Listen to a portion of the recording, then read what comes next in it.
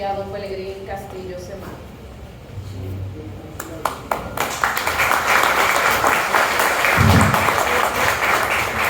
Me tengo que reír porque Manuel me dice, tiene fama de hablar largo. Buenas noches. Yo quiero saludar al presidente del Instituto Bastiano, Wilson Gómez, y agradecerle la nueva muestra de gran apertura que esta institución tiene con los sentimientos y las corrientes de la dominicanidad. Eso se manifestó con mucha fuerza cuando asumió la responsabilidad de liderar el movimiento de la marcha patriótica, que al parecer tiene necesidad de resurgir con más fuerza ahora.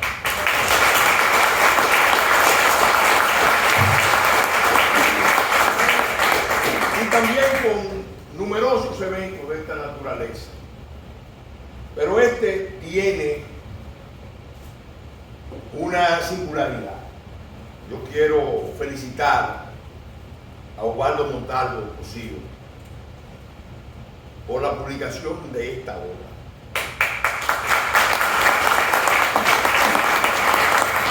Esta obra era necesaria, era justa, y nadie dude, muy oportuna,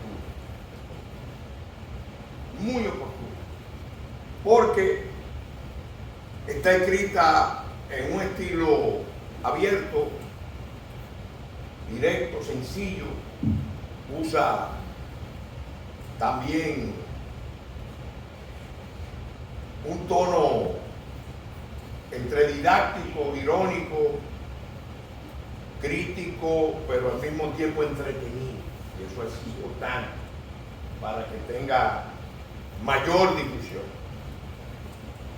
Esta obra tiene la virtud de que nos ayuda a tener una visión integral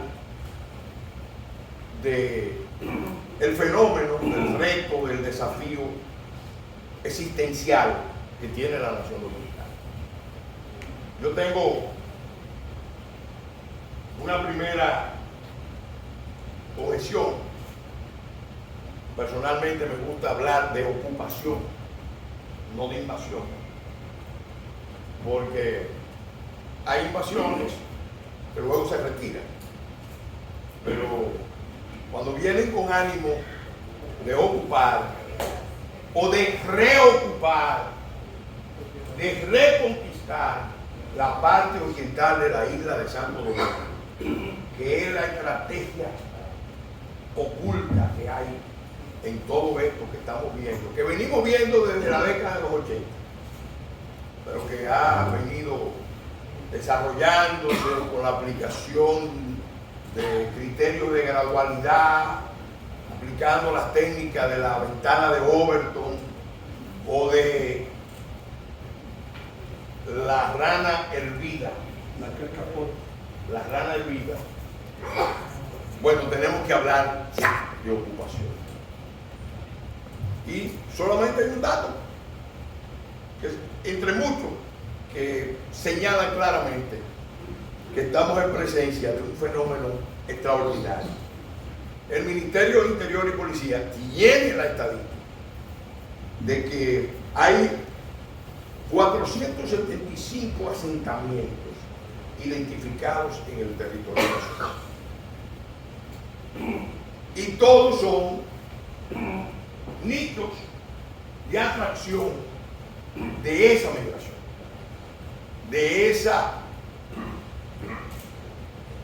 avalancha, de ese éxodo masivo que responde a una recomendación que desde 1949 las Naciones Unidas, que hoy quiere que no deportemos, ese es el paso previo antesala de pedir que abramos la frontera oficialmente para crear campamentos de refugiados.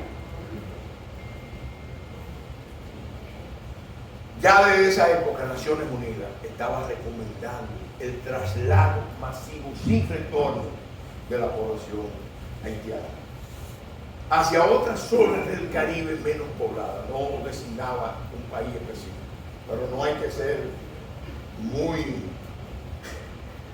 imaginativo para saber que estaban pensando en la parte oriental de la isla. Esta obra también tiene la gran virtud de que, como dijo Manuel, como dijo Damaso en sus excelentes explicaciones, ayuda a desmontar, a cuestionar, a develar la trama del lenguaje engañoso, del lenguaje políticamente correcto, del lenguaje evasivo que no quiere designar las realidades con el nombre que corresponde. Por ejemplo,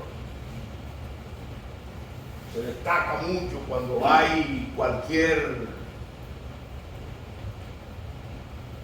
escenario, foro económico, que Haití es nuestro segundo socio comercial. Y dan unas estadísticas. La verdad es que el lastre más pesado que tiene el desarrollo de la República Dominicana es esa relación con Haití. Y esa es precisamente el leitmotiv que mueve a muchos a manejar esos discursos de que Haití es la víctima y nosotros somos los victimarios. Entonces, ese discurso de la solidaridad florece fácilmente. Pero lo que hemos podido comprobar, lo que estamos investigando, ese contexto de la ayuda a los haitianos aquí, en el fondo se trata del negocio humanitario, la explotación de la miseria de Haití por las redes de organizaciones no gubernamentales, por la fuerza de organismos internacionales donde hay unas burocracias y donde hay burocracia y corrupción. Ojo. Y eso no es exclusivo de los estados. En los organismos internacionales también aparece. Y aquí en la isla de Santo Domingo, como se vio en Haití, fue dramático lo que pasó con todas esas misiones que fracasaron. Entonces,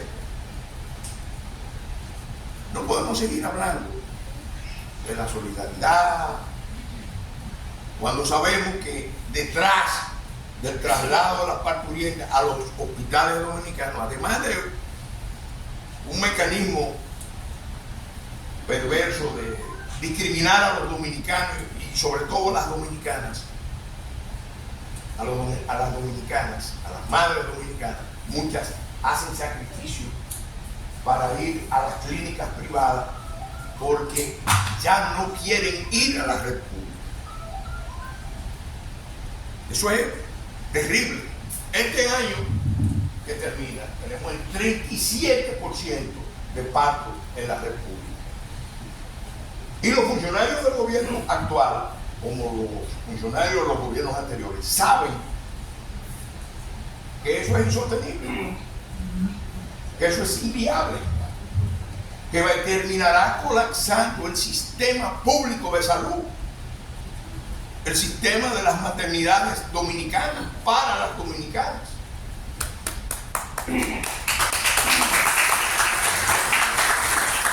Entonces, Fíjense, esta obra también nos muestra ese balance general negativo que tenemos en la relación con Haití. ¿Cómo? Bueno, por el factor de atraso que supone concentrar las energías productivas dominicanas en el dominio del mercado de los mangos bajitos, que es Haití.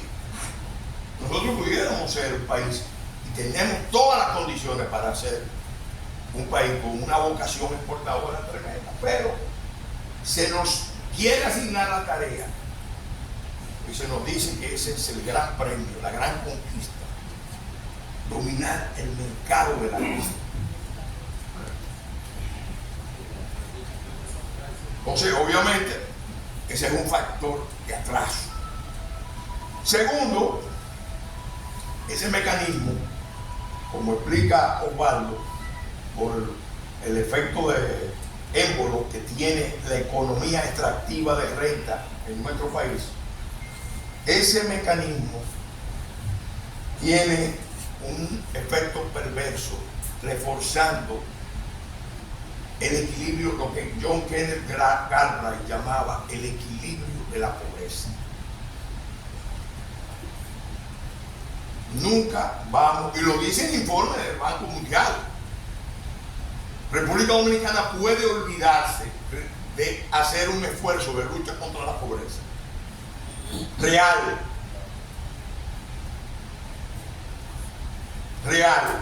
porque también nos maquillan las estadísticas para poder sostener ese esquema. República Dominicana puede olvidarse de ese esquema mientras exista un trasiego, un traslado de población que viene del país más despauperado del hemisferio. Y sobre todo que empuja a la población dominicana al exterior, porque las deformaciones de la economía que tenemos, de capitalismo salvaje, para llamarlo amablemente, te expulsa su mejor recurso al exterior, te lo expulsa a la informalidad, pero atrae, por ese efecto de émbolo, unos flujos migratorios que lo que hacen es reforzar ese esquema de pobreza. De pobreza, yo diría, no material, porque en muchos sentidos hemos avanzado, sino actitudinal. Aquí, lo hemos dicho y lo podemos probar, se están usando los subsidios públicos para el desplazamiento de los dominicanos de los mercados laborales. Entre exenciones y subsidios hay una manipulación, eso se puede cuantificar, para desplazar a los dominicanos a los mercados laborales. El libro también es importante porque nos hace fácil comprender los costos ocultos que representa esa presencia de la ocupación haitiana, de la invasión haitiana,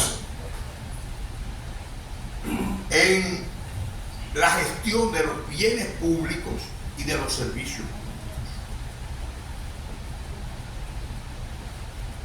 Eso es algo que con investigaciones focalizadas, y ese es un trabajo pendiente, Osvaldo, de econometría que hay que hacer. Hay algunos trabajos interesantes ya de INTEC sobre este tema, pero hay que hacer esos trabajos para poder evidenciar que esas cargas ocultas son insoportables.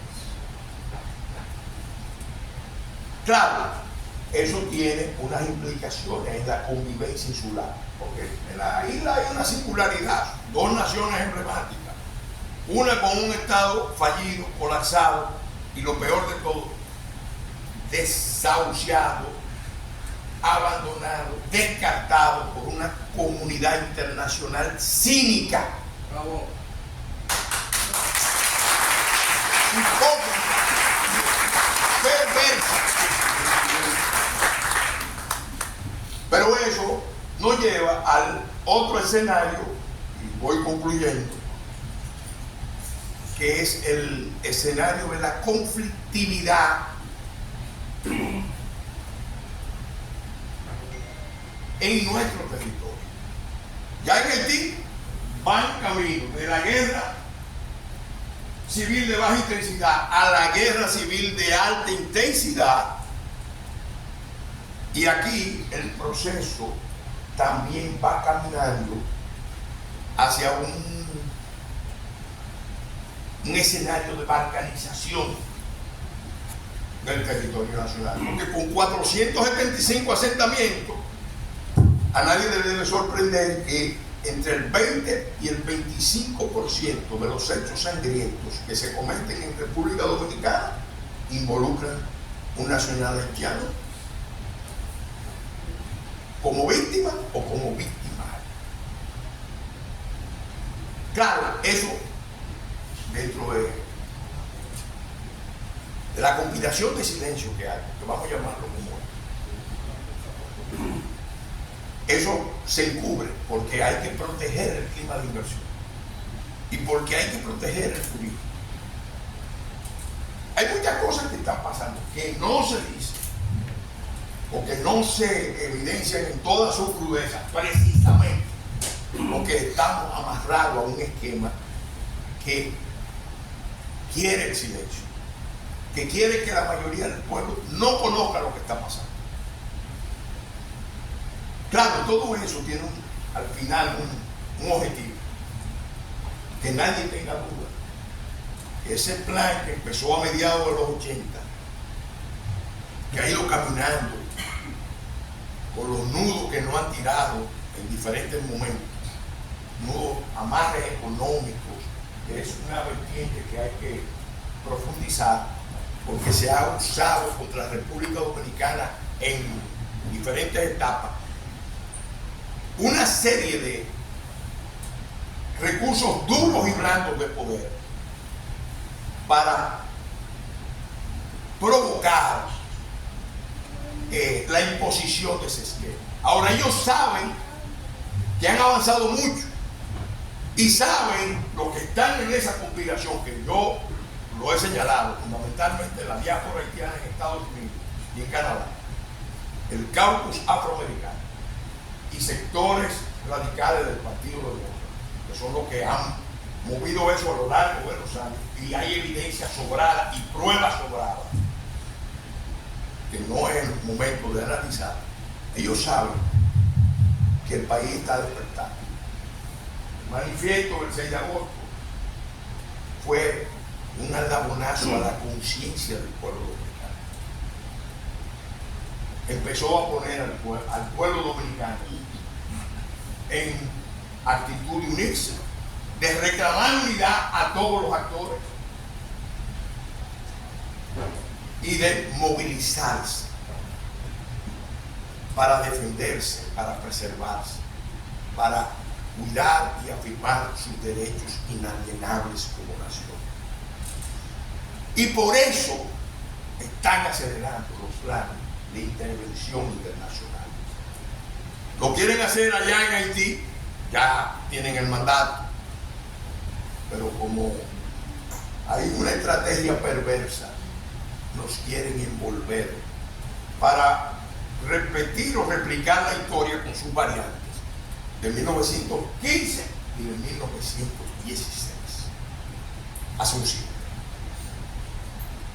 Entonces, en esto nadie puede cumplir.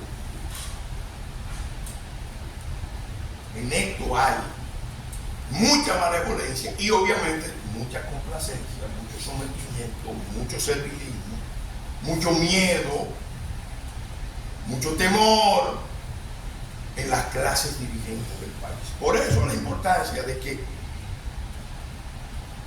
levantemos al gran actor, el que falta, el que aparece en los momentos críticos, el pueblo dominicano.